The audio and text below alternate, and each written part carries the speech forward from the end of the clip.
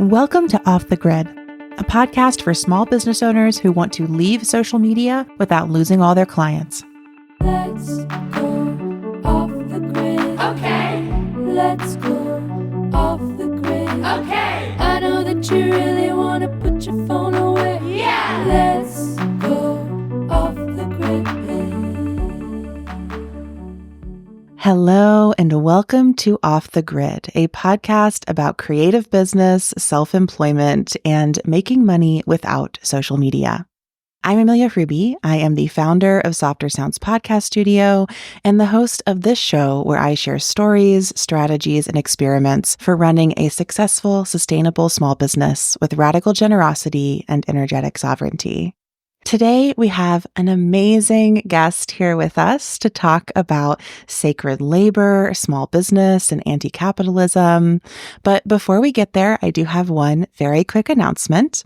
If you're listening to this when it comes out on, I think, Wednesday, September 11th, I would love to see you at our Fall Refresh Retreat, which is happening next Monday, September 16th at 1 p.m. Central Time. I host these retreats twice a year inside of the interweb for all of our wonderful community members.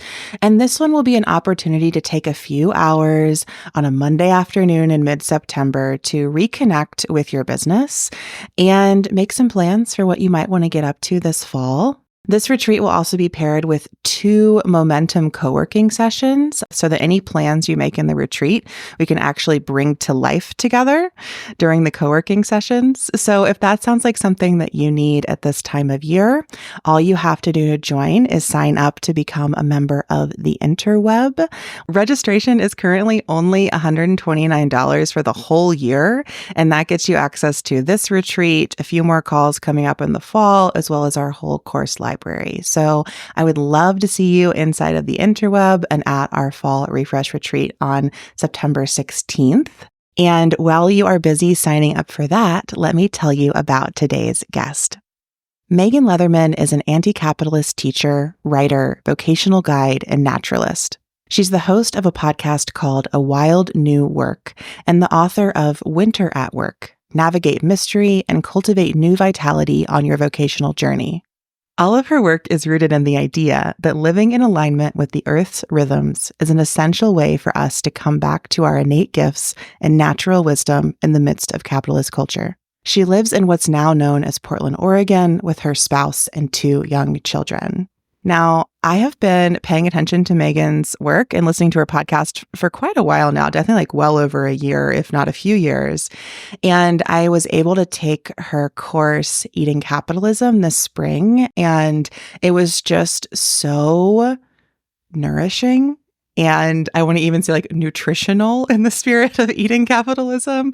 It really helped me rethink my approach to capitalism itself, as well as the role of my business, which of course, is operating within capitalism, but trying to work against it at the same time. So I loved that course. I really appreciate the work that Megan does. And I'm so happy to have her here with us today. Welcome, Megan. Thanks for coming on Off the Grid. Thank you for having me, Amelia. I'm so glad to be here. I thought that we would start by going like back to basics, because, I have a background in philosophy. And even I do this thing that I don't think is always the best practice, which is I talk a lot about anti-capitalism without ever really like defining capitalism or being clear what I think it is. But I was hoping that today we could start in this really basic place and I could kind of ask you from your perspective, like, what is capitalism? When did it begin? And like, what are some of its foundational characteristics that you're critiquing, pulling apart, approaching in your work? Yeah, I love going back to the basics. It feels so empowering. Like it gives us such a clear place to start in terms of relating differently to work and the way we live. So capitalism is first and foremost an economic structure. It's a way that we relate to one another. It's a way that we meet our needs. And inside of a capitalist system, there are certain people, a few number of people who own what's called the means of production, which is like someone owns the factory that made this desk that I'm sitting at. The people who work at that factory don't have any ownership in the factory. They, in return for their labor and their time, they get paid a wage. But ultimately, the profits coming from that factory go to the owner or owners. So inside of capitalism, wealth and exchange is highly managed. It's hierarchical. It's concentrated. Some of the key aspects of capitalism are that it requires a lot of resources, whether that's the land or resources from people, our time and our labor. So capitalism emerged in the 15th century in Western Europe when feudalism collapsed. So a lot of people know, you could imagine like a sort of medieval manor with serfs, people who were sort of bonded to the land, not slaves, but kind of a step up from slavery. And then you have like the lord and lady of the manor. And this system, by all means, was not just or perfect at all. But we sort of think of capitalism as this like huge step in the direction of progress. But actually, in the 13th and 14th centuries, there were all of these incredible peasant revolts. The Black Plague came along and created a deep labor crisis in Western Europe, especially. And so by the end of the 15th century, we see that there's this little window where feudalism has collapsed. People are actually being paid really well to work on the land. Many of them have been given their own sort of parcel of land where they can sustain themselves. There's still access to common land if they want to go hunt or forage or gather firewood. So people, by and large, were doing quite well. And there was this little window where we could have had a much more egalitarian way of living and relating to one another. But because there was this power vacuum and this crisis, those who had been in power sort of coalesced and tried some new strategies, and those strategies became capitalism. So rather than people having access to the commons, which the commons are, it's kind of a technical term for like specific land in England, but I'm using it more broadly, like just any land that's not privately owned that people had access to. So that was taken away and used for, private means. We're going to grow wheat here instead to sell, overseas or to the next town. So the land resources were taken away, and then people were forced into wage labor. So rather than being able to choose what they did and how much they earned and having a lot of power in terms of what they were paid, people were, laws were passed where you couldn't be without a job essentially, and you couldn't be without a home. You had to be located in a certain place with maybe no access to land that you needed, no safety net, and you had to be forced into a job where someone would pay you. So rather than you going and harvesting your own wheat or hunting your own deer, you had to earn money to then go buy those things. So we can see, especially in this book that we go through, in that class you took, Eating Capitalism, Caliban and the Witch by Silvia Federici, you can see examples of writings and cultural pieces where people really saw the absurdity of this way of relating. It's highly unnatural. No other organism that I have ever been able to find in this earth works for someone else to get the money or currency they need to then go buy the food or shelter that they need. It's really absurd, but it's become more than an economic system now. Now it's a culture and a set of beliefs. We can't even really see it because we just assume like, I should be so grateful for this job, that I'm forced to go to, but I should be grateful and I have the money to buy what I need. And we can be really grateful for that, but it's really important to study the origins of this system because we can see that it's really a farce and it's not the way that we evolved to live. I really appreciate you giving us this primer in the history of capitalism. And of course, yes, so much of that we learned reading Caliban and the Witch together in your course. And I'm just really struck by, I feel like we're seeing a resurgence of some of the types of laws and policies that were enacted toward the beginning of capitalism coming back now. So I was thinking of what you were saying around how it became illegal to not have a job, to not work, to just kind of like be around on public land. And I was thinking of the criminalization of being unhoused across the US right now. And so we have these populations of people who are being like criminalized and removed from cities or even entire states as we speak. And I just keep thinking about how present so much of even the earliest moments of capitalism still are in our contemporary policies centuries later. And so I'm wondering if I can take us now to like anti-capitalism. So when you say that you're an anti-capitalist teacher, writer, vocational guide, and naturalist, what form is your anti-capitalism currently taking in this era of your work?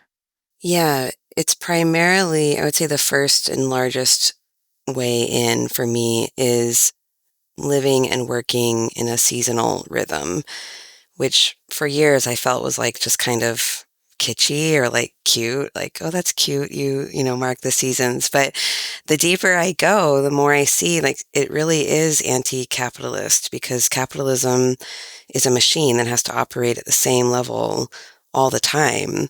And it requires so many resources that, yeah, we see these laws passed again and again because capitalism needs more workers, more consumers, more producers. And so it will never end until, you know, the earth is just dried out. So working in an anti-capitalist way, to me, means living in accordance to the rhythms of my body and the seasons, recognizing that there are times in the cycle of the year when things are really busy and a lot of growth is happening, and that gets mirrored in my work in terms of how much I do or how creative I feel. But then there are also times and pockets that require a much different, quieter, slow approach, and that those all work off of and build on one another for a healthy, sustainable life. You know, the earth doesn't need to operate at the same level all year. It goes in and out of cycles, and it literally creates enough to sustain all of us on this planet without killing itself. So I really trust those rhythms, and I believe that those are political. You know, living in a natural, cyclical way is a political act. I also think of the first steps in the emergence of capitalism was separating people from wild land. That land began to be farmed for private use and profit. So in my practice to connect to the land that I live on, which means just taking really good care as much as I can and being a good steward of my yard, you know, and the beings that are here, but also being out in wild places here in Oregon and connecting to the land as a sovereign being, you know. The forests aren't here to be logged and create money for someone. They're sacred in and of themselves. And so honoring the sovereignty of the land is a big piece, and I talk a lot about that in my work. The way I'm feeling right now is that the more we can learn directly from the land and the animals and the plants and fungi who are not in a capitalist. They're impacted by capitalism, but they have not recreated this absurd system. I think there's so much wisdom there that we can gain, not just from humans. And then I think the final thing that comes to mind is just how I try to relate to others in my work and business, you know, not trying to get as much as I can from a client. You know, if they really feel done with their process, and they are, like, that's great. You know, there's a lot of pressure to like keep getting money from the same people, or like, you know, all these like sales funnels or whatever. It can get kind of wild in there. And just one of my teachers, Bear, who is an anti-capitalist business coach, really helps me remember that the way that we relate to one another in our businesses is a choice, and we can do that in a way that honors the sovereignty and just sanctity of one another. We don't have to like one up each other, or I don't have to trick you to get onto my email list, you know, like we can just be honest in commerce together in a healthier way. So I guess those are the main ways I'm thinking of being anti-capitalist at this moment. As you were talking, I was just kind of pulling out the threads of your anti-capitalism, thinking about the sort of return to nature to combat how unnatural this economic system we've created is, as well as the emphasis on the cyclical quality of our lives, on being in cycle instead of like this forced linearity of capitalism. There's a sort of like flatlineness of capitalism, right? Where you go to work from like 9 to 5 every day and it's just like all the same. And so for me, it was just like intensely boring. But then there's also the like growth linearity or like exponential growth expectation. And I think that as you were talking, yeah, like living cyclically is an antidote to both of those like lines that capitalism is forcing on us, which I really appreciate.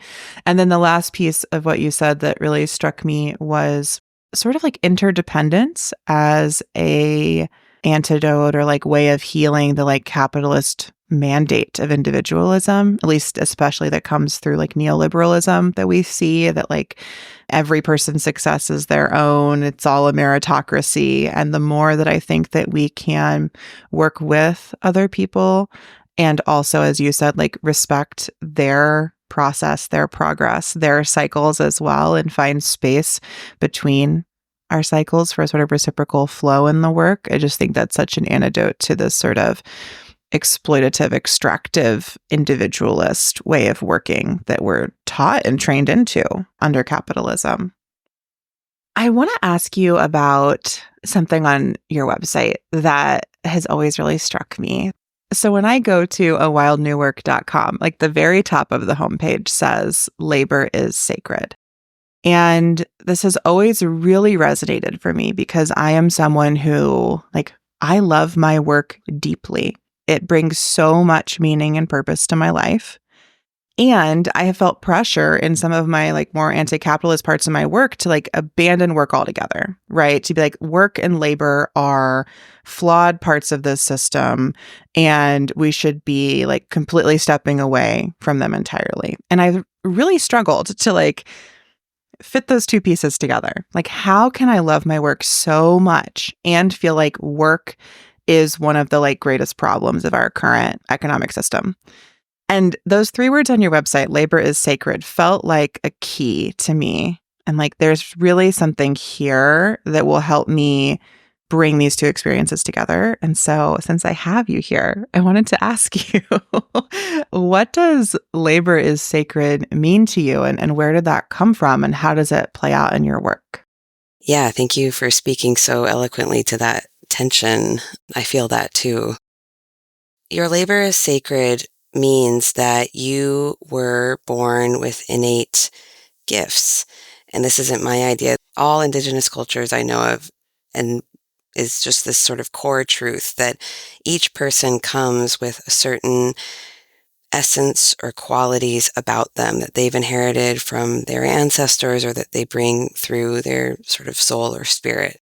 So you have certain things that you're here to contribute to the world. You're not here to just produce something that makes money or just buy things. You're so much bigger and more complex and important than that. Every person is. So you have these innate gifts that want to be expressed, and they get expressed through your labor, your energy, the quality of energy that you bring.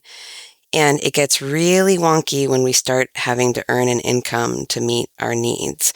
But it doesn't mean that our gifts are gone or that their only purpose is to make us money. Usually, in my experience working with people and in my own experience, they often don't have a lot to do with capitalism. So we try to kind of find the best possible scenario by which we can live out our gifts and meet our material needs. But our gifts are these like standalone, highly wonderful, sacred things. And so I believe that you are sacred because you're a living being who is here. I believe that every living being here is sacred and again has value whether or not they can make any profit or have any economic value inside of capitalism.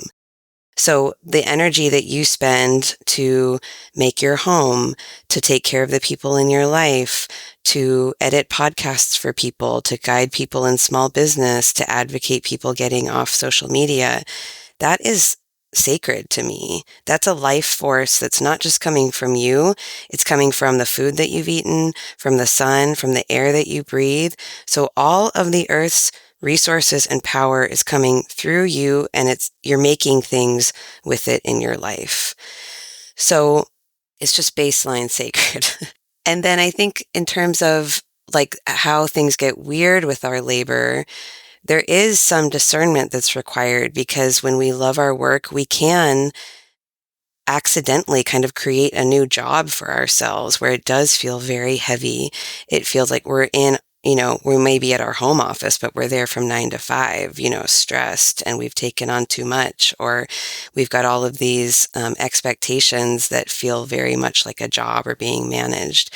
So we have to be really discerning and incisive and sharp about how we want to relate to ourselves as a resource almost. Are we trying to extract as much as we can from ourselves every day? What happens if we know that our talent and our gifts and our energy is this sacred, special resource? Do we want to throw it away on all of these things that cause stress or harm? Yeah, I really appreciate this emphasis that I feel like you've shared a few times now, that just like life itself is sacred, all life, not just human life, but all life, and that we live in a planet that is rich with life and abundant with life. And in this world that is rich with life, we can channel our energy through our labor in different directions. And when we do that, we're channeling all of the life that has nourished us in those directions. And so then to me, it feels like when you say your labor is sacred, it's both a gift and opportunity, and then also some accountability and a bit of an imperative to be responsible with where and how you are channeling that labor, because it can be really easy to channel our labor, I think, especially in this era, into like convenience and big tech and Amazon orders. And, I know plenty of people who work jobs for companies who they don't respect and find highly problematic. And it's hard to feel like, or to remember that your labor is sacred when you're kind of feeling trapped in the cogs of capitalism. Yeah, capitalism doesn't see you as sacred at any level. You're as disposable as, the next tree or the next, oil reserve. All of us are. And there's no blame for anyone who's making compromises inside of this system. There's no one person working at, Amazon or Google who's causing all of this. Again, it's not an individual issue, but it just feels really yucky just for each of us personally to know that we're giving our life force, which again, like you said, doesn't come from us. It's a responsibility to use it well. It feels awful to give that away to something that is harmful or that we don't feel in alignment with. So just for us personally, being in integrity is one of those things that just opens up so much more energy and perspective and vitality. And so even though you may not believe that using an LED light bulb is going to do anything, or like taking care of your backyard or talking to the trees means anything, on some level it does. And it just brings you back to your naturalness, which for you personally, everyone listening, will unlock more and more vitality that you need. And my hope is that the more of us that do that, the cognitive dissonance between where we are now and what we know is natural will increase enough that we can start making more courageous choices about how to relate to the system and divest from it. That's so beautiful. It's reminding me also of something that Audre Lorde says in Uses of the Erotic, where she talks about how the erotic is the interconnecting force of our lives. It's our innermost desires that connect and tether us to all life on the planet and with each other. And in that essay somewhere, she talks about how once you've really felt it, then you demand it from every part of your life. And I feel like that's what you're speaking to. It's like once you really find a moment of that interconnection, of that sacred labor, of that flow of your energy and integrity, you want more of it. Like, it feels so good. And I would say that speaking from my own experience, like when I can really find that alignment between my work and my life and the world, it feels so good. And I want that alignment in all of my life. And I think that feeling propels us toward those courageous decisions that you're talking about. And it's part of why I wanted to talk to you about anti-capitalism, because I feel like your anti-capitalism is really full of so many life-affirming choices, instead of perhaps like emphasizing the anti part of anti-capitalism and just being against something. Like, I am certainly against capitalism, but I find in your work like so much of the like, okay, what are we for? What are we doing? And it's all of these practices. Hi friends, Amelia here, interrupting this amazing conversation to tell you a little bit about Off the Grid's annual membership, The Interweb.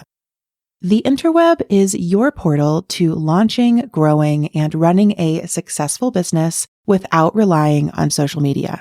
It's an annual membership for creatives, artists, small business owners, freelancers, influencers, entrepreneurs, and creators of all kinds who want support sharing their work and making some money without social media. When you join, you get access to on-demand courses taught by biz friends across the internet and monthly live events with me. The courses will teach you how to build foundational business skills and cultivate creative marketing practices. And the events offer real-time togetherness and guided support so you can feel less alone in your journey stepping back from social media, as well as have some answers to the question, where do I go from here?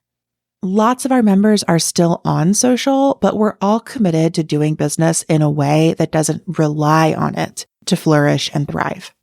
So whether you want to leave social media or not, the Interweb is your place to go for guidance and support growing a softer, more successful, more sustainable business that does not rely on Instagram, TikTok, Facebook, LinkedIn, or Twitter/X to be profitable. If you're listening when this episode comes out, we are preparing for our fall retreat, which is where we will gather members to talk about our plans for the rest of this year, as well as have a few extra co-working sessions in September to actually follow through on those plans. And then there are some other great events coming up this fall, including an email marketing class that I'll be teaching, a creative manifestos class with a guest instructor, and a free coaching day with me, where 10 members will get free 30-minute coaching spots to talk about their unique creative business questions. That's just what's coming up in fall of 2024. So again, if you're listening when this episode comes out in early September, I want to invite you to join the Interweb before doors to the membership close on September 15th. And if you're listening in the future, welcome, my time traveling friend. I want to invite you to check out the link in the show notes to either join the waitlist for the Interweb, or if you're right on time, to come on in if we're currently inviting new members in right now. Thank you so much for tuning in to this episode. I really hope that I'll get to see you in the Interweb, but for now, let's dive back into this amazing conversation. I feel like there's probably a story in your background, or like your story probably maps onto this, and I'm curious if you'd be interested in sharing like your journey toward a wild new work and any of the courageous choices that you made along the way that have changed and reshaped your life. Yeah. So a wild new work just sort of popped in one day as a title for like a 4-week class I was teaching back in probably 2016. I had been working as a HR consultant and started career coaching sort of on the side. It was my first foray into self-employment, and I was writing about the workplace and sort of HR, and I kept being drawn to writing about nature, essentially, and the contrast we can see that's so visible between like nature and the workplace. They feel completely, maybe not completely, but very different. And so a wild new work just sort of popped in.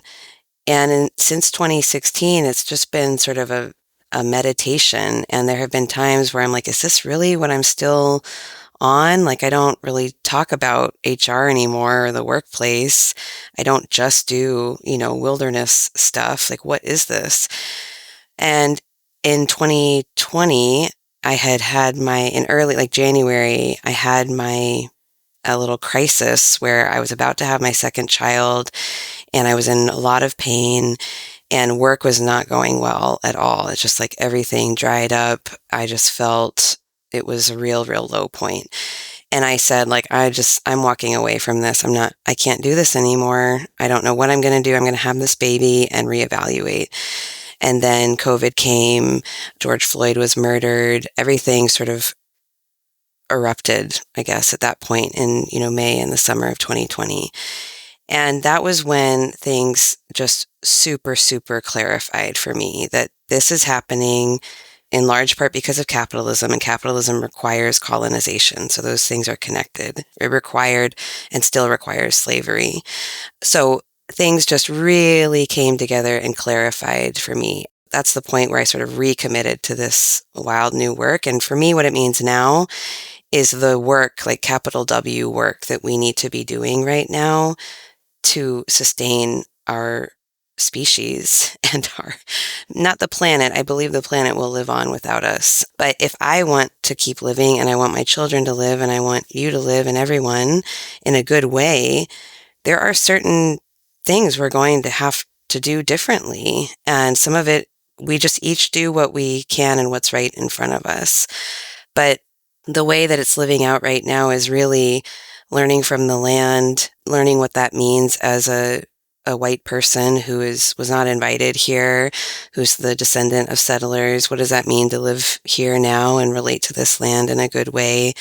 It means relearning how to be in community with people in ways that aren't extractive and manipulative and hierarchical. And it does mean learning how to live my gifts in the world and how to help other people live those. And yes, pay the bills in ways that don't completely drain our life force, but do the big work that we're called to do, that each of us is called to do.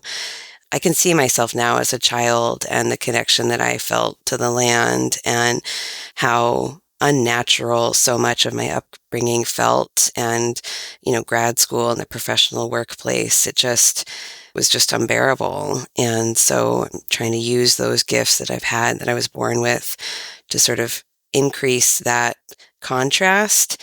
And then, like you said, yeah, I don't do it because I feel guilty for going to Target sometimes. I do it because I love this place. I mean, there's just so much beauty and pleasure to be had. Our ancestors would be shocked at how miserable and tired and worn out we are. Our ancestors had to work hard for sure to gather food and build their homes, but it was not this in and out drudgery, serious health complications for many, many people, isolation, loneliness. I mean, this sucks. This sucks. And there's just so much more to be had. And it's beautiful. And yeah, I want it. And capitalism isn't going to give it to us. So we got to find a different way. We do. And it does suck. Yeah. I'm like, okay, I guess we're done. That's the end of the conversation.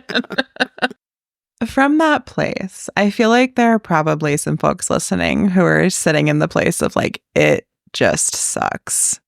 I know that you work with clients and coaching clients who probably arrived to you in that place from that moment.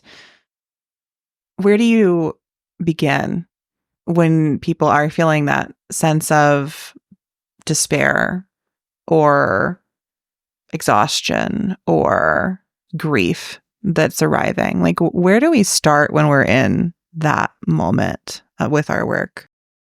I usually try to just affirm that if you feel despair about this, about the fact that you're forced to work for a wage and that's not a choice, that you're not crazy, you're not entitled, you're not selfish, you're a sane person living in a truly not sane society. So welcome, I'm so glad that you feel this way. And there's a lot of good that can happen from this moment. I usually encourage people not to make any big decisions about how they earn an income or what they do for work from that place. We usually need to start with just, again, coming to the basics and the foundations. How is your sleep? Are you eating enough? Do you need more water? Have you, cultivated your flowers in a minute? Do you want to go collect some mint to put in your water? What are the ways that you can just really come back into your naturalness? And it feels really good to do that in alignment with the seasons. So if we're in, September, we're looking at that autumn equinox shift into the fall, so how can you live into what the land is already doing? Can you sort of wear or surround yourself with the colors of the fall? What does it mean to you? Is this grief or this despair, are these leaves that are ready to fall away from you right now? Many of us carry identities around that were nurtured by capitalism in terms of our job titles or how successful we are, the accolades we've received, or we carry, these old beliefs. And every fall, the earth goes through this huge letting go of anything that's not essential. And we need that too. It may have been true for you a year ago that you wanted a promotion or you needed that job or that client, or that you thought that this was like the ladder of success for you. And it could be that you're at a time now where that needs to change. And we don't know what the new thing is yet that's going to come in, but the autumn has to happen and the winter has to happen. And these are periods of not knowing. We have to let go before the new thing can come in. And most people are very not comfortable doing that, but it's a requirement. It's part of the seasonal cycle. So a lot of shedding and letting go. Who are you without this job or this business? Who are you without that identity or that degree or that certification? Coming back to the core of you. Who are you without all of these leaves? That's where we usually begin. There's a lot of richness there. This season of Off the Grid, season 4, coming out in the fall of 2024, is going to be full of conversations about how to let go and keep going. Because I'm seeing so much in the small business space, the online business space, the self-employment space, that what our work looks like is really shifting. And a lot of people are taking on part-time jobs or downsizing their business or scaling back or shifting their focus. And I want to help us all embrace those shifts and find ways to move forward, like find ways to be with them, but also keep going in our work because, obviously the earth is not, even when the earth is in a season of shedding leaves, letting go, it's not because everything's just going to become dead, right? Like it's because we're going into a season of dormancy or a moment where we'll be like pulling resources underneath the soil instead of sharing them in the beautiful flowers above the soil. And I like to think of our businesses the same way. And it's really hard to do that in a capitalist culture that expects things to always be flourishing, particularly businesses, which are supposed to be sites of making money that should, quote unquote, always be making more money all the time. And so I really appreciate that reflection. I wanted to pull in one more thing before we wrap up, which is something that you wrote about slowing down. Because I think in a conversation like this, often we can end it feeling like we need to do more things. like, okay, great. I'm going to change my relationship to my work. Labor is sacred. So here's 25 more things I should go do to redistribute the flow of my energy, et cetera, et cetera. But earlier in the summer, you sent out an email talking about slowing down and how doing less or not doing something can be an intervention. So I want to read something you wrote and then just kind of ask you to comment on it. Okay, here's what you wrote that really stood out to me. Most of us are very skilled in the art of intervention. and less skilled in the art of observation and deconstruction. Slowing down might even be seen as another intervention, a form of quote unquote optimizing our lives, when we really just need to surrender to the pace at which we can naturally live. Rather than berating yourself to slow down right now, could you find a different river to step into, one in which life moves at its natural pace? How are you approaching slowing down right now? Did writing that slow down your summer, or is it slowing down your fall? Tell me how it's landing today. I always get really annoyed when people tell me to slow down because it's just, yeah, like you said, it's like another thing I'm supposed to do, or I'm not getting that right. And I'm at a point right now with my kids, and, school hasn't started yet. So the river is full on fast. It's very fast moving right now. And if I tried to slow down, I would probably drown. I just can't right now. I mean, of course, like if I had a serious health issue or a crisis, life would need to stop. But the way life is going right now, it feels a little out of my control. I'm just sort of on the river and trying to surrender to it and trying to stay afloat. But there will be times when, later in the fall, the days are shorter. It might be raining. It might be cooler. There are times where it would be much more natural for me, if I tune into the pace of my life, to, take a nap or go for a long walk or just do less in my work. And so rather than this blanket statement of like, we need to slow down, which is probably true. I mean, the pace at which human life and the internet and all of that is happening is probably unnatural.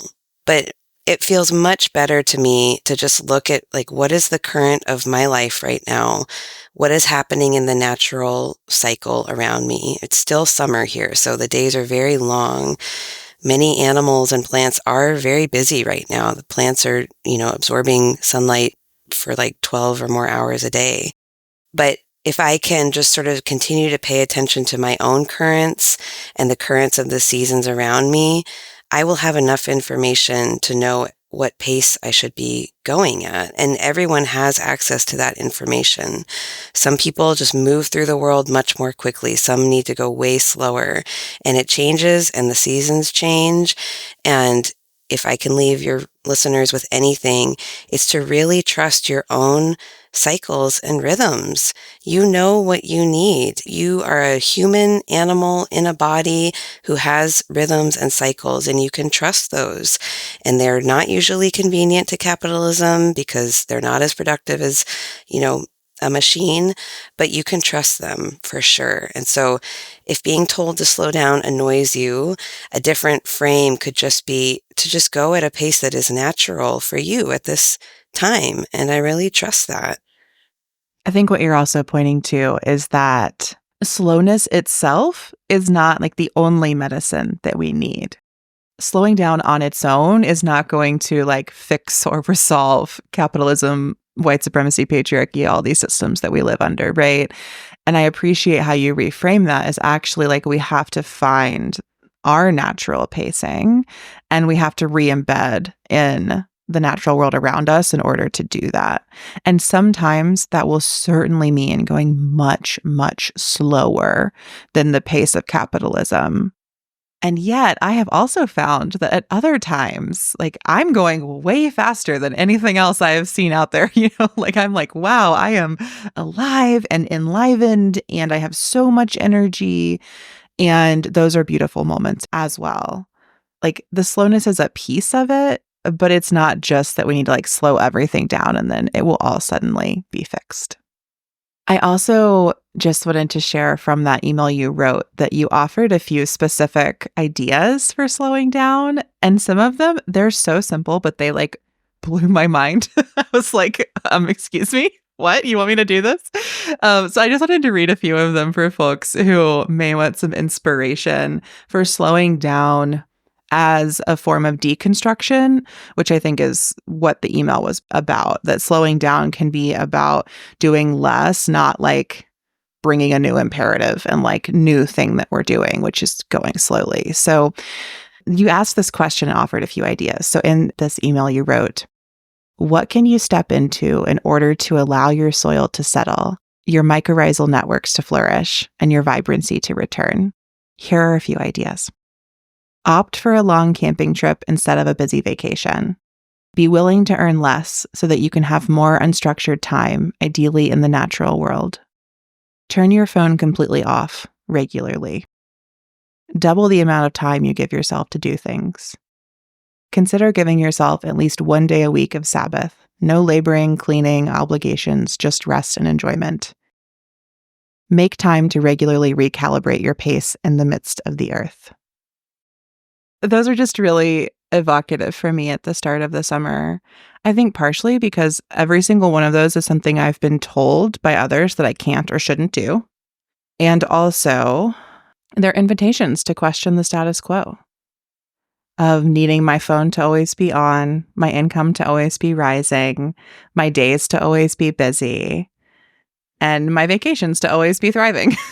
Like all of that, I think in that simple list, you have deconstructed those senses of how we should spend our time. And I really appreciated that invitation to question those things, as well as to question how I approach slowing down and what it means to me.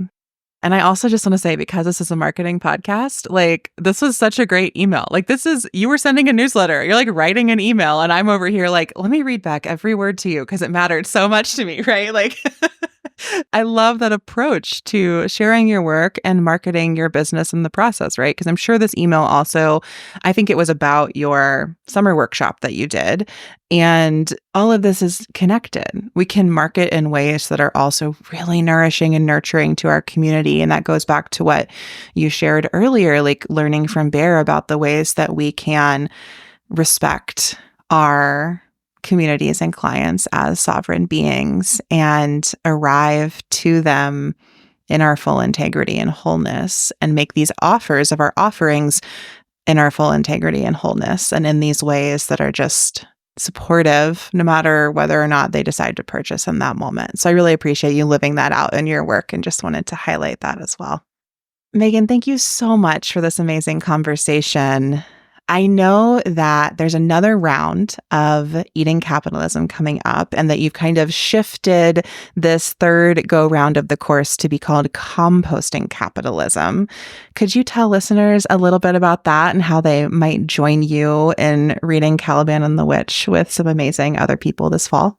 Yeah, so Composting Capitalism, we'll still read Caliban and the Witch and go through each of those chapters on the emergence of capitalism. But in the last couple of rounds of the class, I just noticed that people were so ripe for doing more in that sort of anti-capitalist frame and wanting to integrate these ideas into their lives. But again, like you said, not in a way that's just anti something, but that's really for all of the magic and energy and richness that is on the other side of capitalism. So in addition to moving through the book, we're going to focus on 3 of the major antidotes to capitalism, which are land reconnection, folk magic, and generous exchange. So we'll be, moving through some of those practices together. The coolest people show up to these classes. And so I want to create some other ways, just easy, like WhatsApp, maybe some drop-in office times for people to connect to one another, because the people who show up to this are so cool and want to get to know each other and make this bigger than just a one-off 8-week class. Maybe that's another thing about capitalism is it's so transactional and disposable. And I'm hoping that this class is creating deep roots and impacts in people's lives and that they can connect to one another and do this work and make something new beyond anything I teach about. So the class is shifting a little bit, but the core is the same. And we are going to start Wednesday, October 2nd. And everyone is so welcome if that appeals to them or feels useful. I can't rave about it enough. The people were amazing. You are correct. And also just having this opportunity to reflect really deeply on capitalism from a spiritual anti-capitalist perspective was so valuable to me as someone who'd only ever read this stuff like in a philosophy classroom or up by myself. It felt like we were all so deeply invested in being together in this work, in deconstructing this economic system, in building what's next and what's wild and new about it. So I can't recommend it enough. There'll be a link to the course in the show notes. There will also be a link to join Megan's newsletter in the show notes, since I raved about that as well. Megan, thank you again for being here. Are there any final things that you'd like to say to listeners? Well, thank you for having me. And I guess I just want to reiterate as much as I can that each of us is nature first. We're not workers. We're not laborers. We're not debtors. We're not, consumers. That first and foremost, we are as natural as any other living being that you see around you. And that's a beautiful, beautiful and sacred thing. So thank you for letting me come on and talk about that. Thank you for bringing yourself, your nature, all of it to the show. And thank you, listeners, for joining us for this conversation. Until next time, we will see you off the grid and on the interweb. Thanks for listening to Off the Grid. Don't forget to grab your free Leaving Social Media toolkit at offthegrid.fun/toolkit. This podcast is a Softer Sounds production. Our music is by Melissa Caitlin Carter of Making Audio Magic, and our logo is by Natelier Studio. I'm your host, Amelia Ruby, and until next time, I'll see you off the grid and on the interweb. Let's go off the grid. Okay. Let's go off the grid. Okay. I know that you really want to put your phone away. Yeah. Let's